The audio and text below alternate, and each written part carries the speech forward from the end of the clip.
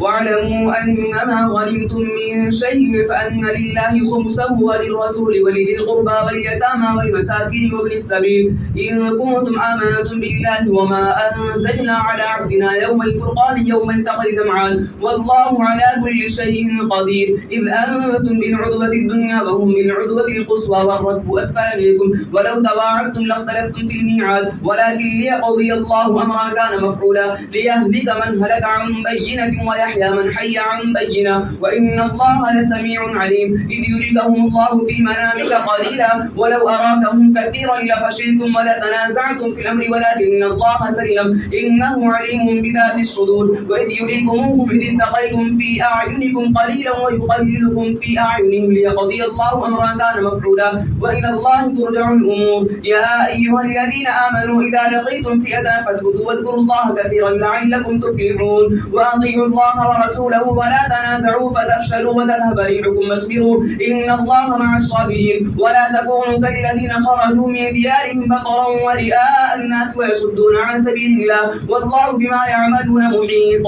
وإذ زين لهم الشيطان أعمالهم وقال لا غالب لكم اليوم من الناس وإني جار لكم فلما تراءت الفئتان نكص على عقبيه وقال إني بريء منكم إني أرى ما لا ترون إني أخاف الله والله شديد العقاب إذ يقول المنافقون والذين في قلوبهم مرض غر هؤلاء دينهم ومن يتوكل على الله فإن الله عزيز حكيم ولو ترى إذ يتوفى الذين كفروا الملائكة يضربون وجوههم وأدبارهم وذوقوا عذاب الحريق ذلك بما قدمت أيديكم وأن الله ليس بظلام للعبيد كدأب آل فرعون والذين من قبلهم كفروا بآيات الله فأخذهم الله بذنوبهم إن الله قوي شديد العقاب ذلك بأن الله لم يكن مغيرا نعمة أنعمها على قوم حتى يغيروا ما بأنفسهم وأن الله سميع عليم كدأب آل فرعون والذين من قبلهم كذبوا بآيات ربهم فأهلكناهم بذنوبهم وأغرقنا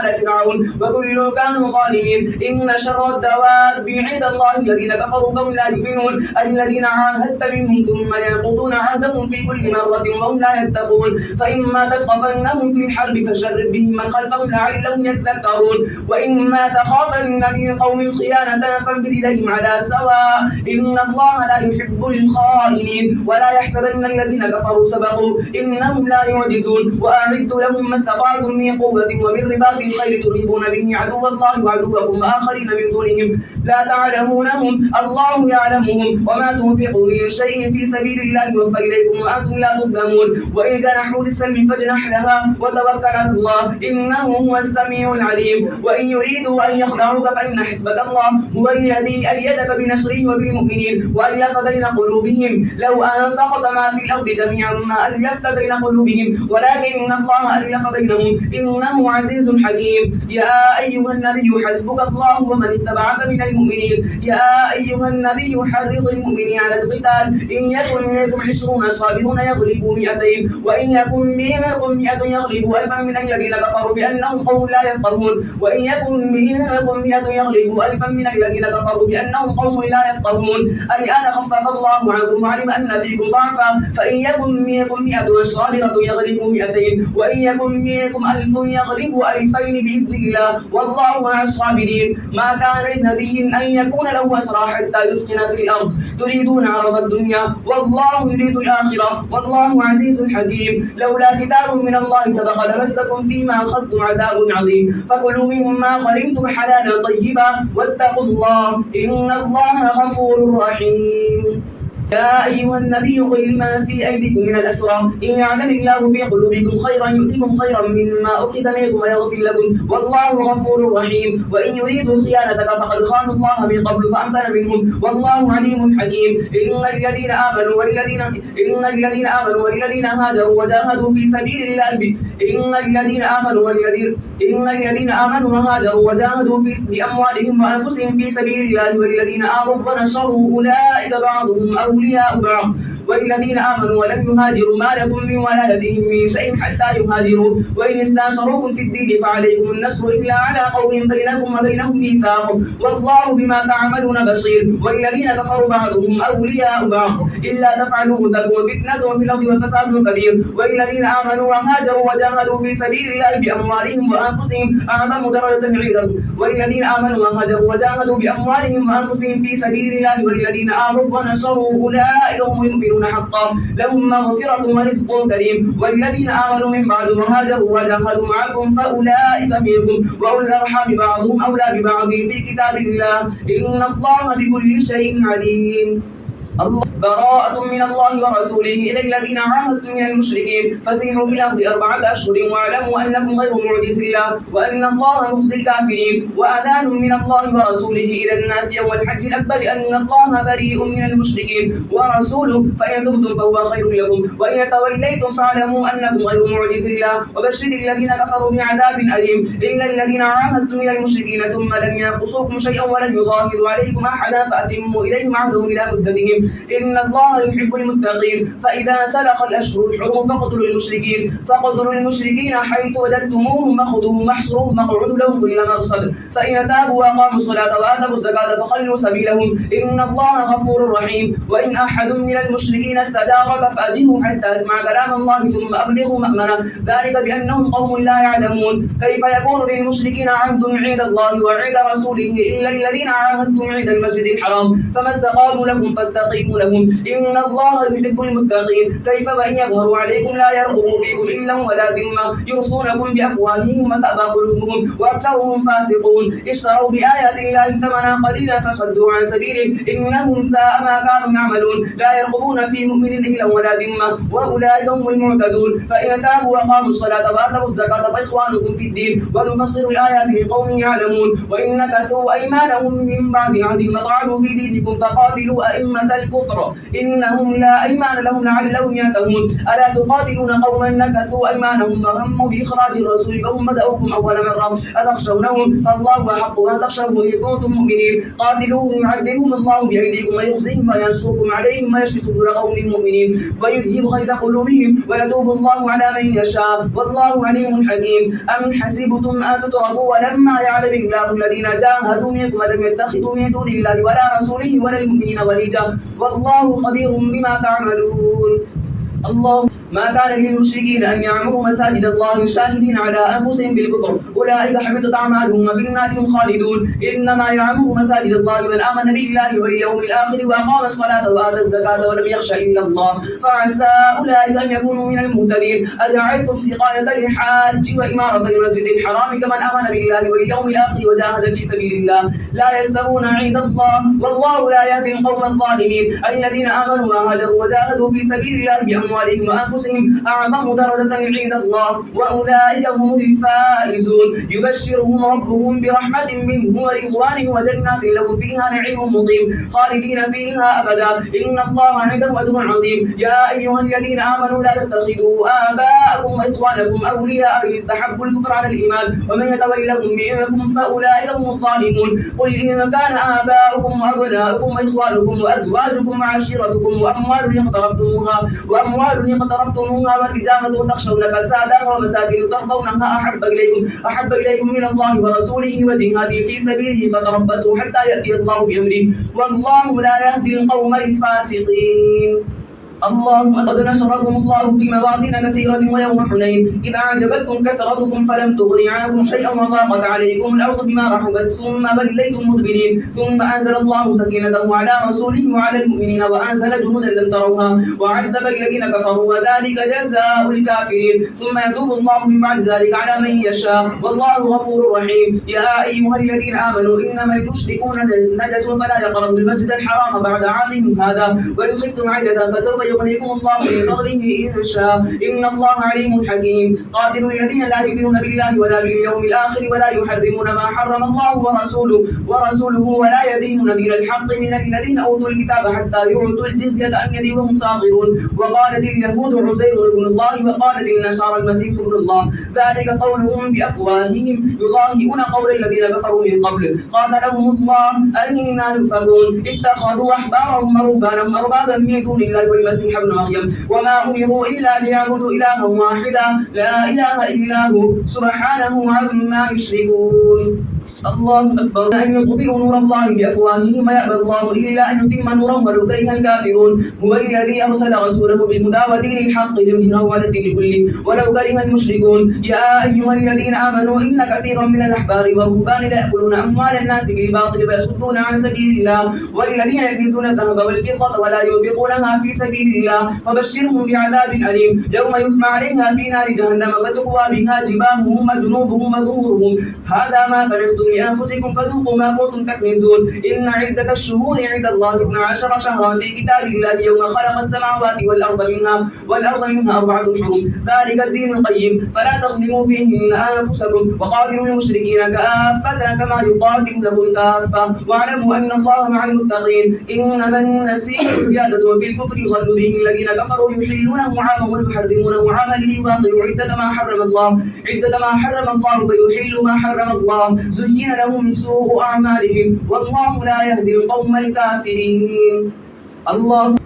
يا أيها الذين آمنوا ما لكم إذا قيل لكم انفروا في سبيل الله ثاقلتم إلى الأرض أرضيتم بالحياة الدنيا من الآخرة فما متاع الحياة الدنيا في الآخرة إلا قليل إلا تنفروا يعذبكم عذابا أليما ويستبدل قوما غيركم ولا تضروه شيئا الله على كل شيء قدير إلا تنصروه فقد نصره الله إذ أخرجه الذين كفروا ثاني اثنين إذ هما في الغار إذ يقول لصاحبه لا تحزن إن الله معنا فأنزل الله سكينته عليه وأيده بجنود لم تروها وجعل كلمة الذين كفروا السفلى وكلمة الله هي العليا والله عزيز حكيم انفروا خفافا وثقالا وجاهدوا بأموالكم وأنفسكم في سبيل الله ذلكم خير لكم إن كنتم تعلمون لو كان عرضا قريبا وسفرا قاصدا لاتبعوك ولكن بعدت عليهم الشقة وسيحلفون بالله لو استطعنا لخرجنا معكم يهلكون أنفسهم والله يعلم إنهم لكاذبون عفى الله عنك لما أذنت لهم حتى يتبين لك الذين صدقوا وتعلم الكاذبين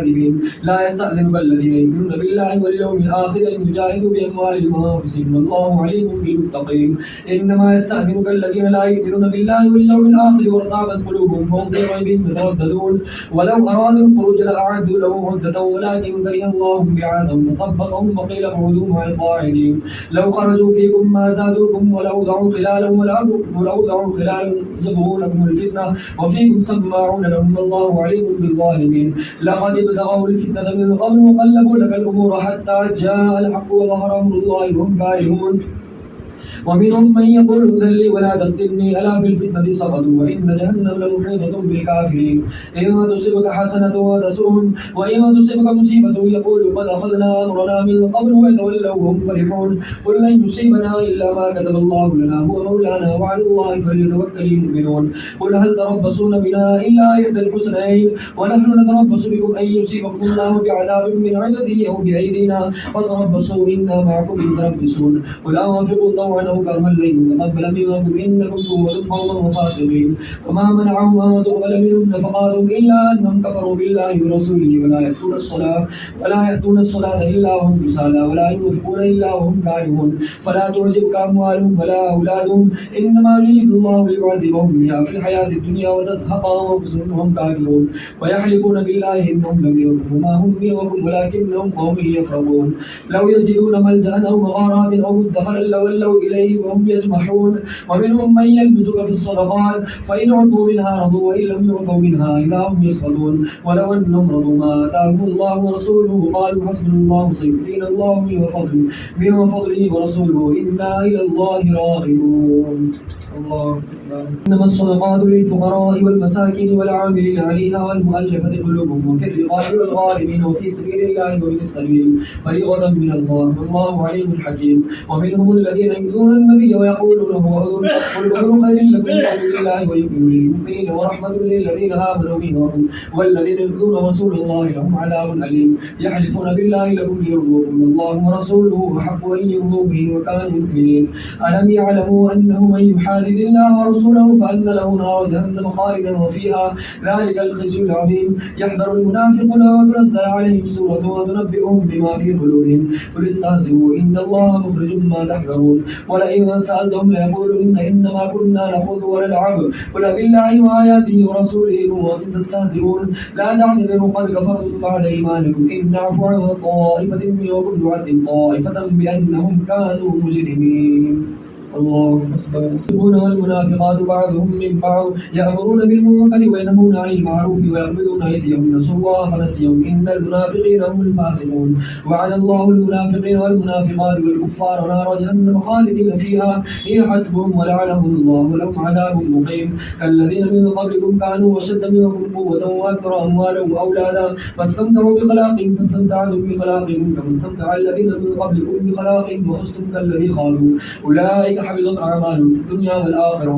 وأولئك هم الخاسرون. ألم يأتهم نبأ الذين من قبلهم قوم نوح وعاد وثمود وقوم إبراهيم وأصحاب المدينة والمؤتفكات أتتهم رسلهم بالبينات فما كان الله ليظلمهم ولكن كانوا أنفسهم يظلمون. والمؤمنون والمؤمنات بعضهم أولياء بعض يأمرون بالمعروف وينهون عن المنكر ويقيمون الصلاة ويؤتون الزكاة ويطيعون الله ورسوله أولئك سيرحمهم الله إن الله عزيز حكيم. وعد الله المؤمنين والمؤمنات جنات وتجري من تحتها الأنهار خالدين فيها ومساكن طيبة وفي جنات عدن ورضوان من الله أكبر ذلك هو الفوز العظيم. الله أكبر. يا أيها النبي جاهد الكفار والمنافقين واغلظ عليهم ومأواهم جهنم وبئس المصير. يحلفون بالله ما قالوا ولقد قالوا كلمة الكفر وكفروا بعد إسلامهم وهموا بما لم ينالوا وما نقموا إلا أن أغناهم الله ورسوله من فضله فإن يتوبوا يك خيرا لهم وإن يتولوا يعذبهم الله عذابا أليما في الدنيا والآخرة وما لهم في الأرض من ولي ولا نصير. ومنهم من عاهد الله لئن آتانا من فضله لنصدقن ولنكونن من الصالحين فلما آتاهم من فضله بخلوا به وتولوا وهم معرضون فأعقبهم نفاقا في قلوبهم إلى يوم يلقونه بما أخلفوا الله ما وعدوه وبما كانوا يكذبون. ألم يعلموا أن الله يعلم سرهم ونجواهم أن الله علام الغيوب. الذين يلمزون المتطوعين من المؤمنين في الصدقات والذين لا يجدون إلا جهدهم فيسخرون منهم سخر الله منهم ولهم عذاب أليم. استغفر لهم أو لا تستغفر لهم وتستغفر لهم 70 مرة فلن يغفر الله لهم ذلك بأنهم كفروا بالله ورسوله والله لا يهدي القوم الفاسقين.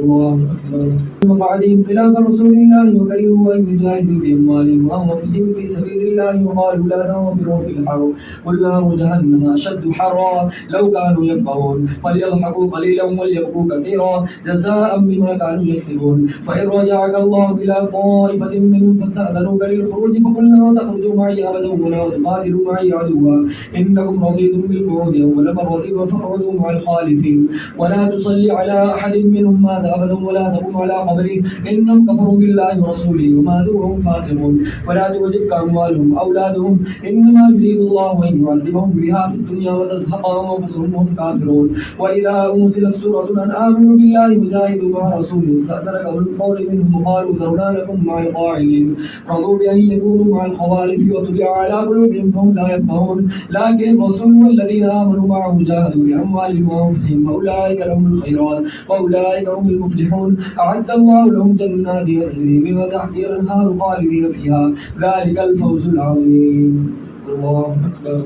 من الأعراب ليؤذن لهم مقاعد الذين كذبوا الله ورسوله سيصيب الذين كفروا منهم عذاب أليم. ليس على الضعفاء ولا على المرضى ولا على الذين لا يجدون ما ينفقون حرج إذا نصحوا لله ورسوله ما على المحسنين من سبيل والله غفور رحيم. ولا على الذين إذا ما أتوك لتحملهم قلت لا أجد ما أحملهم عليه تولوا أعينهم تفيض من الدمع حزنا ألا يجدوا ما ينفقون إنما السبيل على الذين يستأذنونك وهم أغنياء رضوا بأن يكونوا مع الخوالف وطبع الله على قلوبهم فهم لا يعلمون. الله أكبر.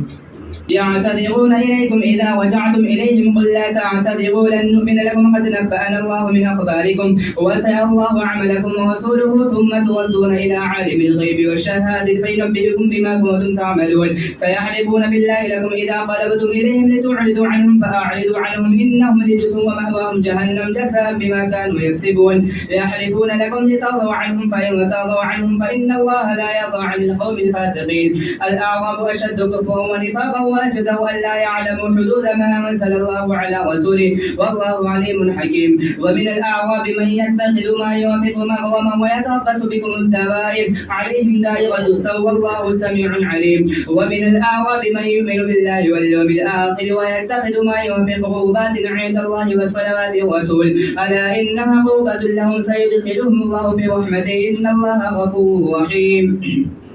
والسابقون الأولون من المهاجرين والأنصار والذين اتبعوهم بإحسان رضي الله عنهم ورضوا عنه وأعد لهم جنات تجري تحتها الأنهار خالدين فيها ذلك الفوز العظيم وممن حولكم من الأعراب منافقون ومن أهل المدينة مرضوا على النفاق لا تعلمهم نحن نعلمهم سنعذبهم مرتين ثم يردون إلى عذاب عظيم وآخرون اعترفوا بذنوبهم خلطوا عملا صالحا وآخر سيئا عسى الله أن يتوب عليهم إن الله غفور رحيم خذ من أموالهم صدقة تطهرهم وتزكيهم بها وصل عليهم إن صلاتك سكن لهم والله سميع عليم ألم يعلموا أن الله هو يقبل توبة عباده ويأخذ الصدقة وأن الله هو التواب الرحيم وقل اعملوا فسيرى الله عملكم ورسوله والمؤمنون وستردون إلى عالم الغيب والشهادة فينبئكم بما كنتم تعملون وآخرون مرجون لأمر الله إما يعذبهم وإما يتوب عليهم والله عليم حكيم والذين اتخذوا مسجدا ضلالا وكفرا وتفريقا بين المؤمنين وإرصادا لمن حارب الله ورسوله من قبل ولا يحلفن إن أردنا إلا الحسنى والله يشهد إنهم لكاذبون لا تقم فيه أبدا لمسجد أسس على التقوى من أول يوم أحق أن تقوم فيه رجال يحبون أن يتطهروا والله يحب المطهرين أفمن أسس بنيانه على تقوى من الله ورضوان خير أم من أسس بنيانه على شفا جرف نهار فنهار به في نار جهنم والله لا يهدي القوم الظالمين لا يزال بنيانهم الذي بنوا ريبة في قلوبهم إلا أن تقطع قلوبهم والله عليم حكيم إن الله اشترى من المؤمنين أنفسهم وأموالهم بأن لهم الجنة يقاتلون في سبيل الله فيقتلون ويقتلون وعدا عليه حقا في التوراة والإنجيل والقرآن ومن أوفى بعهده من الله فاستبشروا ببيعكم الذي بايعتم به وذلك هو الفوز العظيم التائبون العابدون الحامدون السائحون الراكعون الساجدون الآمرون بالمعروف والناهون عن المنكر والحافظون لحدود الله وبشر المؤمنين ما كان للنبي والذين آمنوا أن يستغفروا للمشركين ولو كانوا أولي قربى من بعد ما تبين لهم أنهم أصحاب الجحيم وما كان استغفار إبراهيم لأبيه إلا عن موعدة وعدها إياه فلما تبين له أنه عدو لله تبرأ منه إن إبراهيم لأواه حليم وما كان الله ليضل قوما بعد إذ هداهم حتى يبين لهم ما يتقون إن الله بكل شيء عليم إن الله له ملك السماوات والأرض يحيي ويميت وما لكم من دون الله من ولي ولا نصير لقد تاب الله على النبي والمهاجرين والأنصار الذين اتبعوه في ساعة العسرة من بعد ما كاد يزيغ قلوب فريق منهم ثم تاب عليهم إنه بهم رؤوف رحيم وعلى الثلاثة الذين خلفوا حتى إذا ضاقت عليهم الأرض بما رحبت وضاقت عليهم أنفسهم وظنوا أن لا ملجأ من الله إلا إليه ثم تاب عليهم ليتوبوا إن الله هو التواب الرحيم الله أكبر آمنوا اتقوا الله وكونوا مع الصادقين ما كان لأهل المدينة ومن حولهم من الأعراب أن يتخلفوا عن رسول الله ولا يرغبوا بأنفسهم عن نفسه ذلك بأنهم لا يصيبهم ظمأ ولا نصب ولا مخمصة في سبيل الله ولا يطعون موطئ يغيظ الكفار ولا ينالون من عدو نيلا إلا كتب لهم به عمل صالح إن الله لا يضيع أجر المحسنين ولا يوافقون نفقة صغيرة ولا كبيرة ولا يقطعون واديا إلا كتب لهم ليجزيهم الله أحسن ما كانوا يعملون. وما كان المؤمنون لينفروا كافة فلولا نفر من كل فرقة منهم طائفة ليتفقهوا في الدين ولينذروا قومهم إذا رجعوا إليهم لعلهم يحذرون. الله أكبر. أيها الذين آمنوا قاتلوا الذين يلونكم من الكفار وليجدوا فيكم غلظة واعلموا أن الله مع المتقين. وإذا ما أنزلت سورة فمنهم من يقول أيكم زادتهم هذه إيمانا فأما الذين آمنوا فزادتهم إيمانا وهم يستبشرون وأما الذين في قلوبهم مرض فزادتهم رجسا إلى رجسهم وماتوا وهم كافرون. أولا يرون أنهم يفتنون في كل عام مرة أو مرتين ثم لا يتوبون ولا هم يذكرون. وإذا ما أنزل سورة نقل بعضهم إلى بعض هل أرادتم من أحد ثم صرف الله قلوبهم بأنهم قوم لا يفقهون. لقد جاءكم رسول من أنفسكم عزيز عليه ما عنتم حريص عليكم بالمؤمنين رؤوف رحيم. فإن تولوا فقل حسبي الله لا إله إلا هو عليه توكلت وهو رب العرش العظيم. الله أكبر. ألف لام وتلك آيات الكتاب الحكيم. أكان للناس عجبا أن أوحينا إلى رجل منهم أن أنذر الناس وبشر الذين آمنوا أن لهم قدم صدق عند ربهم. قال الكافرون إن هذا لساحر مبين. إن ربكم الله الذي خلق السماوات والأرض في 6 أيام ثم استوى على العرش يدبر الأمر ما من شفيع إلا من بعد إذنه ذلكم الله ربكم فاعبدوه أفلا تذكرون. إليه مرجعكم جميعا وعد الله حقا إنه يبدأ الخلق ثم يعيده ليجزي الذين آمنوا وعملوا الصالحات بالقسط والذين كفروا لهم شراب من حميم وعذاب أليم بما كانوا يكفرون. هو الذي جعل الشمس ضياء والقمر نورا وقدره منازل لتعلموا عدد السنين والحساب ما خلق الله ذلك إلا بالحق يفصل الآيات لقوم يعلمون. إن في اختلاف الليل والنهار وما خلق الله في السماوات والأرض الآيات لقوم يتقون. إن الذين لا يرجون لقاءنا ورضوا بالحياة الدنيا واطمأنوا بها والذين هم عن آياتنا غافلون أولئك مأواهم النار بما كانوا يكسبون. إن الذين آمنوا وعملوا الصالحات يهديهم ربهم بإيمانهم تجري من تحتهم الأنهار في جنات النعيم دعواهم فيها سبحانك اللهم وتحيتهم فيها سلام وآخر دعواهم أن الحمد لله رب العالمين. الله أكبر. النهار وما خلق الله في السماوات والأرض الآيات لقوم يتقون. ولو يعجل الله للناس الشر استعجالهم بالخير لقضي إليهم أجلهم فنذر الذين لا يرجون لقاءنا في طغيانهم يعمهون. وإذا مس الإنسان ضر دعانا لجنبه أو قاعدا أو قائما فلما كشفنا عنه ضره وكأن لم يدعونا إلى ضر مسه كذلك زين للمسرفين ما كانوا يعملون. ولقد أهلكنا القرون من قبلهم لما ظلموا وجاءتهم رسلهم بالبينات وما كانوا ليؤمنوا كذلك نجزي القوم المجرمين. ثم جعلناكم خلائف في الأرض من بعدهم لننظر كيف تعملون. وإذا تتلى عليهم آياتنا بينات قال الذين لا يرجون لقاءنا ائت بقرآن غير هذا أو بدل قل ما يكون لي أن أبدله من تلقاء نفسي إن أتبع إلا ما يوحى إلي إني أخاف إن عصيت ربي عذاب يوم عظيم. قل لو شاء الله ما تلوته عليكم ولا أدراكم به فقد لبثت فيكم عمرا من قبل أفلا تعقلون.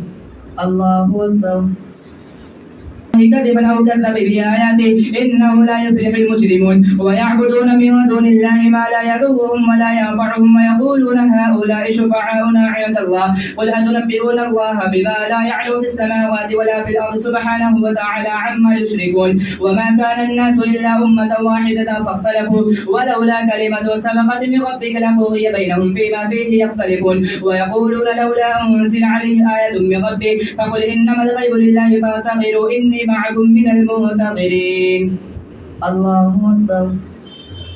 بعد ضراء مستهم إذا لهم مكر في آياتنا قل الله أسرع مكرا إن رسلنا يكتبون ما تمكرون. هو الذي يسيركم في البر والبحر حتى إذا كنتم في الفلك وجرين بهم بريح طيبة وفرحوا بها جاءتها ريح عاصف وجاءهم الموج من كل مكان وظنوا أنهم أحيط بهم دعوا الله مخلصين له الدين لئن أنجيتنا من هذه لنكونن من الشاكرين. فلما أنجاهم إذا هم يبغون في الأرض بغير الحق يا أيها الناس إنما بغيكم على أنفسكم متاع الحياة الدنيا ثم إلينا مرجعكم فننبئكم بما كنتم تعملون إنما مثل الحياة الدنيا كماء أنزلناه من السماء فاختلط به نبات الأرض مما يأكل الناس والأنعام حتى إذا أخذت الأرض زخرفها وزينت وظن أهلها أنهم قادرون عليها أتاها أمرنا ليلا أو نهارا فجعلناها حصيدا كأن لم تغن بالأمس كذلك نفسر الآيات لقوم يتفكرون والله يدعو إلى دار السلام ويهدي من يشاء إلى صراط مستقيم. الله أكبر. ولا يرهب وجوههم قدر ولا ذلة أولئك أصحاب الجنة هم فيها خالدون والذين كسبوا السيئات جزاء سيئة بمثلها والذين كسبوا السيئات جزاء سيئة بمثلها وترهقهم ذلة ما لهم من الله من عاصم كأنما غشيت وجوههم قطعا من الليل مظلما أولئك أصحاب النار هم فيها خالدون ويوم نحشرهم جميعا ثم نقول للذين أشركوا مكانكم وأنتم مكانكم أنتم وشركاؤكم فزينا بينهم وقال شركاؤهم ما كنتم إيانا تعبدون فكفى بالله شهيدا بيننا وبينكم إن كنا عن عبادتكم لغافلين هنالك تبلو كل نفس ما أسلفت وردوا إلى الله مولاهم الحق وضل عنهم ما كانوا يفترون. الله أكبر.